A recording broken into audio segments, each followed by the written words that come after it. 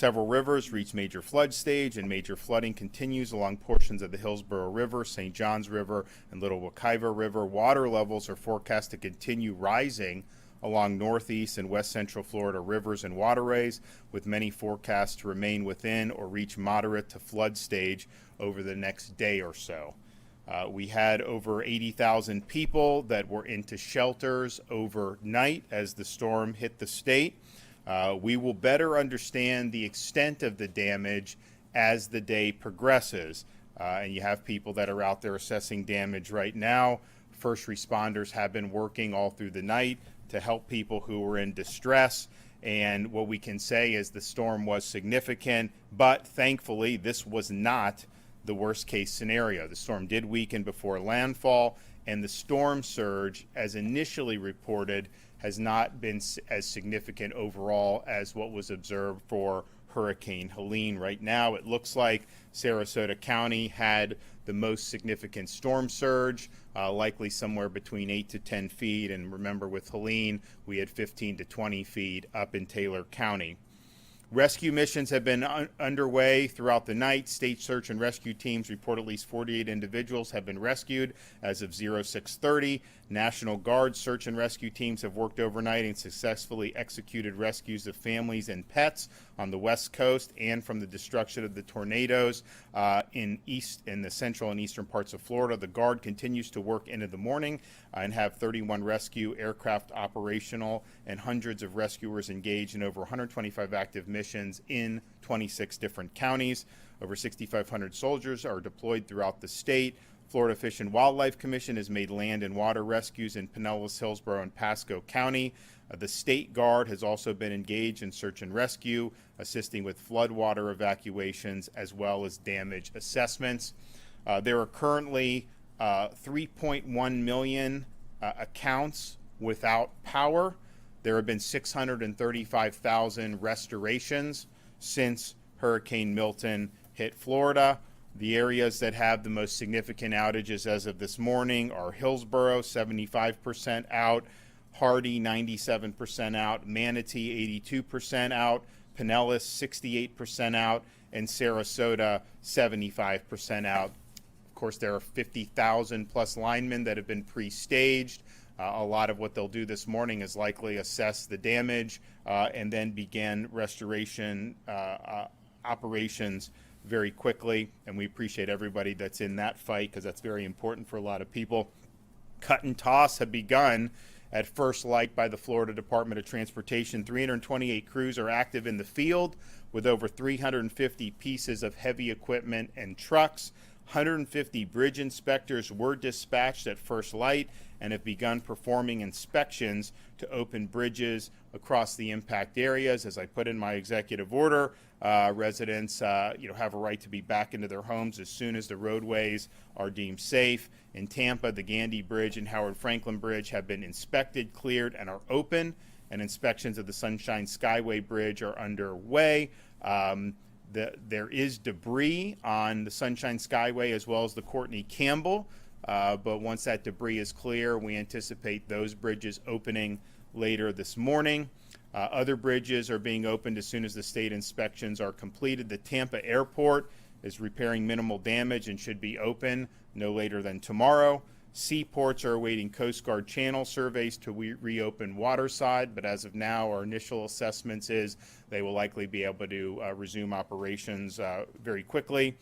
We still have a lot of school closures for today. I think Floridians should just keep in contact with their local officials about what that's going to be. I would imagine a lot of the schools that were not necessarily in the direct path of the storm will be open tomorrow. It may take a few more days for some of the places that were harder hit. Now, as you survey damage and clean up, please be cautious of hazards. We have post-storm fatalities almost every storm, and a lot of these fatalities are avoidable. So please be cautious of down power lines. Don't touch them. Don't remove tree debris that may be entangled with down power lines. Standing water can conceal down power lines and other hazards, so please be mindful and never walk through storm waters. Standing storm waters can also carry a bacteria that can lead to fatal infections. This type of infection was responsible for a fatality following Hurricane Helene, so please avoid wading through standing water. Please use proper ladder safety. Please use proper generator safety. Do not operate the generator inside your home. It must be outside, a safe distance from doors and windows. Visit Florida's emergency accommodation modules on Expedia and Priceline will remain available for those who are returning to their homes which were evacuated during the storm and sustained damage or in need of other type of shelter. So these models will continue to provide real-time hotel availability and lodging resources, making the experience easier for users. If traffic lights are out in your area, please drive with caution and treat each light as you would a four-way stop. And also remember, if you're going to use a chainsaw, be very careful with that. We have mishaps on that after every storm. We are extending the Hope Florida line for another 2 weeks at 24 hours, 7 days a week. So if you need assistance or resources post-storm, you can call 1-833-GET-HOPE, 1-833-GET-HOPE. Hope Florida's disaster arm, Activate Hope, is a program designed to help people find help following a disaster such as a hurricane. So you can call the Hope line. You can also visit the Hope bus, which will be in some of these areas very soon, and there'll be announcements about that.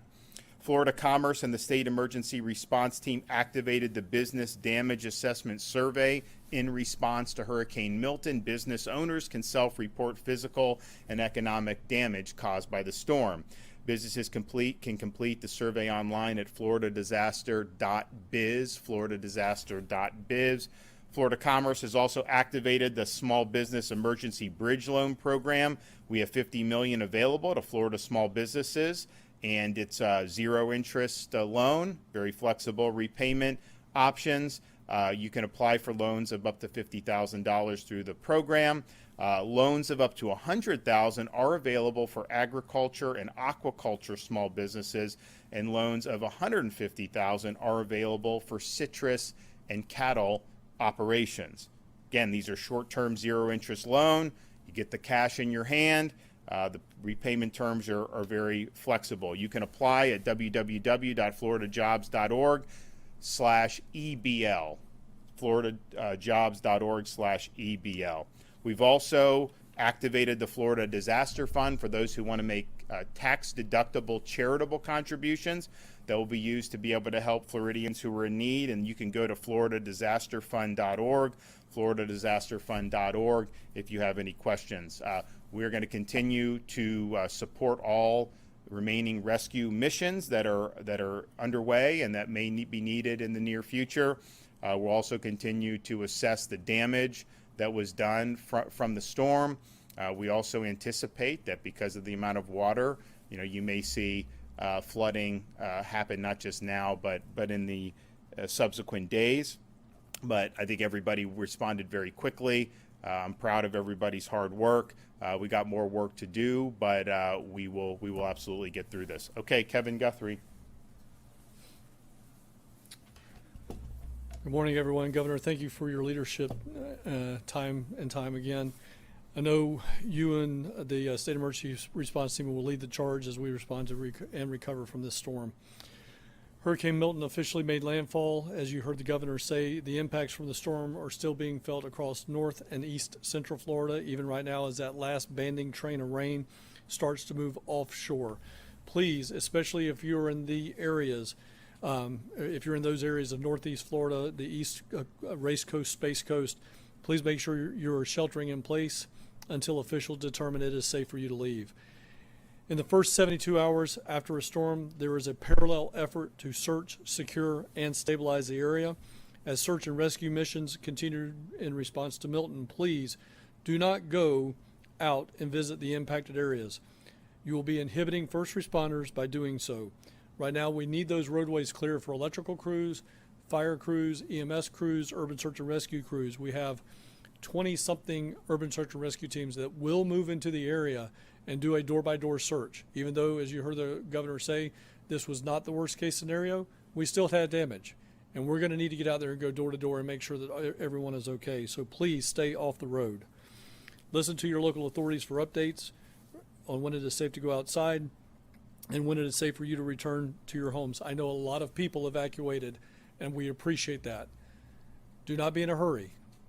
Check in with your local emergency management agency, your local sheriff's offices, to see if they're posting anything on if it's safe to return home.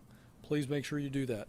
Again, as the governor said, we're going to open up roads and bridges so that you can do so, but there may be extenuating circumstances at the neighborhood level. So please make sure you're checking before you come back home. Major flooding continues along the Hillsborough, St. Johns, and Little Wekiva rivers. I want to take just a moment and just talk about there is going to be another phase to this particular incident, and that is very similar to Hurricane Ian. We have a lot of rain that has fallen over the central portion of Florida. The St. Johns River basin that comes down into Seminole County, Brevard, portions of Brevard, portions of Volusia County, and on up the St. Johns River. Those headwaters have experienced a lot of rainfall. That river takes about 45 days to completely flush itself out to the Atlantic Ocean. So what we're going to be seeing first is impacts down in the Seminole County and surrounding county area, and then you'll see that move up into Palatka, Weelacka, and then on up into St. John's, Flagler, Clay, Duval counties. So that's going to be a long-term effort when it comes to making sure that people are monitoring the situation on the St. Johns River, as well as the ones that I mentioned, the Hillsborough and the Little Wekiva. Some roadways are flooded, which is not a safe situation for anyone. Please do not attempt to walk or drive through floodwaters. Accidents due to floodwaters are 100% preventable. All you got to do is turn around. If you're sheltered in place or when you return to your home and you're looking at the damages around your home right now, do one thing for us. Take out your phone, take some pictures. Inside and outside. All four sides of the house, every room inside the house. What are things that you should be documenting? Make sure you're documenting just the physical damages, but then also, since this was a flooding event, we want to make sure that you capture those what we call high water marks on your home. Do that inside and outside. For a point of reference, when you're on the outside of the home, make sure you get like the doorknob of the outdoor house. That'll give us a reference, a point of reference on how high that water got. If you're on the inside, make sure you have like an electrical socket or a light switch or, again, a door handle on the inside of your home in the picture so that we can get some type of reference as to how high that water is coming. If you're beginning the cleanup process, please ensure you're wearing the appropriate safety gear. Do not attempt to clean up hazardous debris or down power lines, as the governor has said. Report all of that to your local authorities. Do not cut any lines. Again, we do not need Florida man and Florida woman out there cutting random lines as they go. You don't know what is a cable line, you don't know what is an electrical line, and probably more importantly these days is you don't know what is a fiber optic line. Most of our 911 lines run across fiber optic. We do not want anybody cutting lines. Let the professionals come in here and identify what it is before it's cut. Remember, again, some roads are still dangerous due to flooding, debris, and potential downlines. Do not risk it. Let our crews get out there and get everything back up and running.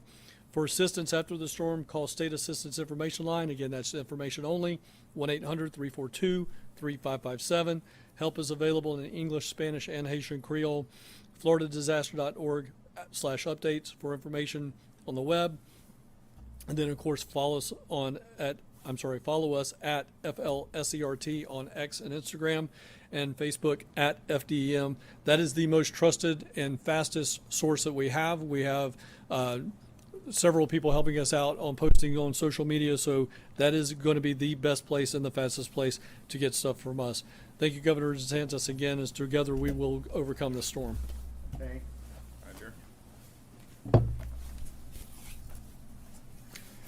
Morning, ladies and gentlemen, and thank you, Governor DeSantis, for reestablishing and resourcing this state guard so we can deliver critical emergency response capabilities right to the point of need. Working alongside Director Guthrie's, General Haas, and Director Young's and the rest of his state agencies, personnel moving rapidly in order to save lives, rescue our citizens, and minimize human suffering. Throughout the night and this morning, our Special Missions Unit with search and rescue, K-9, paramedic, and swiftwater rescue teams moved throughout the most severely impacted areas between Pasco and Sarasota counties, working with local authorities to provide on-water and overland search and rescue and route assessment capabilities. Our maritime unit is also engaged with FWC with 10 boat teams and high water vehicle teams in order to expand the capacity of the local counties' abilities to conduct waterborne reconnaissance and search and rescue operations. Our aviation unit with Black Hawks and drones with live stream and 3D map rendering capabilities will be conducting air operations today in coastal and inland community areas in order to enable those local authorities to paint the picture and focus their resources. Ladies and gentlemen, we are laser focused on search and rescue operations today.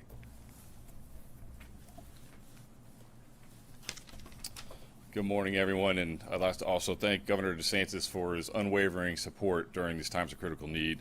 We are fortunate and blessed to live in a state where the governor has such support for state agencies that put Floridians first.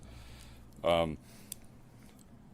want to also thank DEM Director Kevin Guthrie for his outstanding leadership and support, and his DEM team for their coordination and communication with all state agencies, making us the leading leaders in the nation for emergency response. We're privileged and honored to be a part of that team. Responding to hurricanes and natural disasters is what we do. As FWC officers, we have unique equipment, training, and support from Governor DeSantis and Director Guthrie to be able to provide immediate support in the wake of natural disasters and hurricanes. This is through the use of specialized equipment like shallow draft boats, airboats, swamp buggies, and other equipment to provide high water rescues. And that's exactly what we're doing right now. We have deployed 135 officers teamed up with the Florida State Guard, the Division of Finance Services Cut Teams, Florida Ag Law, the Florida National Guard, and the Miccosukee Tribe Law Enforcement, and local sheriff's offices up and down the coast and across the state to provide search and rescue efforts to those in greatest need. Teams with these specialized equipment for search and rescue across the state are hard at work right now. Our search and rescue efforts are ongoing, and so far this morning we've reported over 42 rescues in several counties. In Pinellas County, we've had so far 7 land rescues, 3 water rescues, several welfare checks. There were 2 arrested for looting for battery on LEO with our teams in the Pinellas County Sheriff's Office, and 21 rescued from an apartment building. These rescues started yesterday in the wake of the tornadoes. We had 7 local FWC officers respond to a tornado event where they rescued 6 and evacuated 4, or evacuated by 4x4 vehicles, and also conducted 30 welfare checks. In Pasco County, operations are ongoing, responding to multiple intersections, clearing trees and debris, allowing emergency vehicles to access storm-damaged areas, and responding to calls for service. In Hillsborough County, there are several people assisted from a vehicle in a ditch, 1 pulled from a flooded vehicle, 3 individuals removed from a flooded apartment, and then there was another 100 evacuated at an assisted living facility, and another 20 evacuated from a senior facility in Tampa. So again, these efforts are ongoing. They're ongoing across the state. Like Director Guthrie said, there is going to be flooding events across the state in central and northern Florida. So please be aware, if you're in a flood-prone area, be aware of this. Our teams will be able to respond and alert all through the state throughout this time. So again, I want to thank Governor DeSantis for his leadership and support, and FWC is here to work with our partners to make sure that the Floridians are safe during this event. Thank you. So we'll continue with the rescue operations as needed. There's a lot of damage assessments that are going to be going on today, and we're very obviously supportive of the power restoration operations. We're glad that all those folks were staged, and then also just ensuring that fuel is flowing. Hopefully we get our gas stations and big box stores and everything open very quickly. I'd imagine that will likely happen, and just get people back on their feet, and that's going to be our focus. Okay, any questions? About Pinellas County, it's my understanding that deputies there are restricting access into the area. I don't know if you have any insight into that, or I don't. I mean, we're going to open the bridges. I know a couple of them are open. The other 2, there's going to be debris that are going to be removed, and those bridges will be open for traffic, and Floridians can use those as they see fit. Yep. Fatalities, has there been a tally yet as to Not yet. I mean, I know there have been reports. We have not confirmed any. That does not mean there has not been any. There's a process where this happens with the state. I know with the tornadoes, it seems very likely that there were some with the tornadoes. That's the only reports we've received. No confirmations. I imagine there's going to be some confirmations, but it's too soon to tell with respect to the West Coast and the storm surge and everything. So stay tuned on that. Storm, some Wall Street analysts predicted that Milton's losses could exceed $50 billion. Does the state have any sort of... How the hell would a Wall Street analyst be able to know? It's been dark all day. What, you just going to know that you're going to do? I mean, like, give me a break on some of this stuff. They're doing damage assessments now. They always say this or that or whatever. I mean, what I would say is what I said in the original talkers. We had certain worst case scenarios in terms of going into Tampa Bay. A lot of places in Pinellas County, they had negative storm surge because it sucked the water out of the bay. So in terms of all that, where you'd see the entire Tampa Bay area underwater, that did not happen. The storm surge, it was most acute in Sarasota.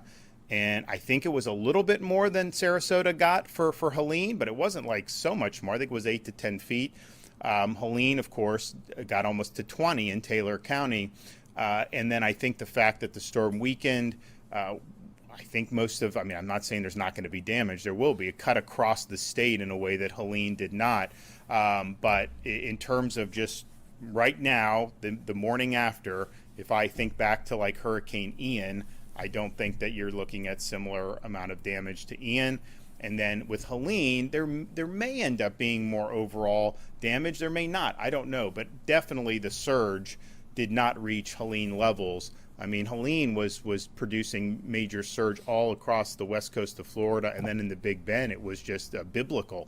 That was not necessarily what we happened here. Anything north of the storm had minimal surge on the west coast, and it was really kind of that Sarasota, Charlotte Harbor, down into Lee, Collier, but compared to what they had with Hurricane Ian, that is not on the same level. So we'll see. There'll be a lot more that'll need to be done to assess the extent of the damage. But what I think we can say is, we have a lot of resources in play here in Florida to be able to mitigate and get people back on their feet and get the state moving again. I think that's what people want. They want to get back in their homes. They want to see the roads clear. They want to see the bridges reopen. And so that's what our sole focus, so that we get people back. The areas, Tropicana Field had its roof shattered. It's my understanding that they were relocated on Wednesday. Yeah, they were relocated. So, I mean, the Tropicana Field is a routine staging area for these things. The roof on that is not rated for, I think it's rated for 110 miles an hour. And so, the forecast changes, but as it became clear that there was going to be something of that magnitude that was going to be within the distance, they redeployed them out of Tropicana. So there were no state assets that were in Tropicana Field. I think Duke also removed all their assets as well. And you look, I mean, the roof is basically, it's like a fabric almost with that. So that was something that we understood and acted accordingly. They were moved before the storm. I mean, and so there was no issue with anything with that. Main break in St. Petersburg. My understanding is, at least earlier this morning, the city had no Kevin access can to talk about that. I know he's been engaged in that. Yep. So about 1:40 this morning, I received a phone call. Woke up, got over here from that building to this building. Got over here and started working the issue. Right now, there are several water main breaks throughout Pinellas County, different water systems. Some are municipal, some are county. But what they're doing is they're slowly raising pressure in those lines to actually figure out exactly where the breaks are at. And they're going to start repairing those breaks one by one by one. You may start to see some things come out of the hospital industry. We have stabilized the hospital situation. There is one active evacuation of a hospital right now. I do not have the name of that hospital. We can certainly get that back to you through our folks. But we have stabilized the water pressure in 4 out of 5 hospitals from getting any worse. So we're going to continue to closely monitor that throughout the day.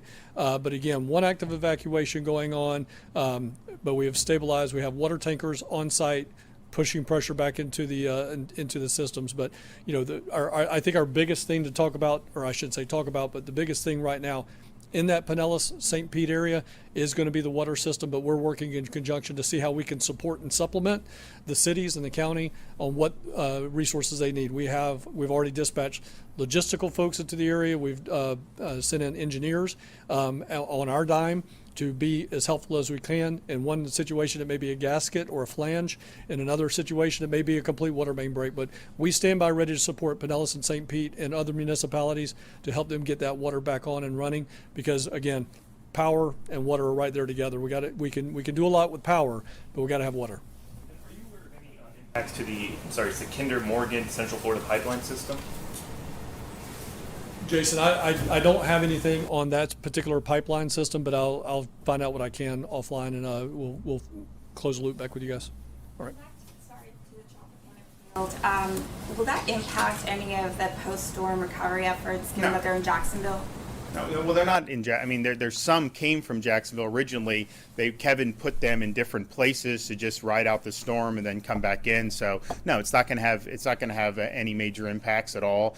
These are just things you've got to do. I mean, you stage and you figure out kind of how to go. They were staged during Helene there, and it worked well. When the forecast said that it may not make it through with the roof, then they adjusted accordingly. But they're in the fight and they'll continue to do it. Okay, thanks.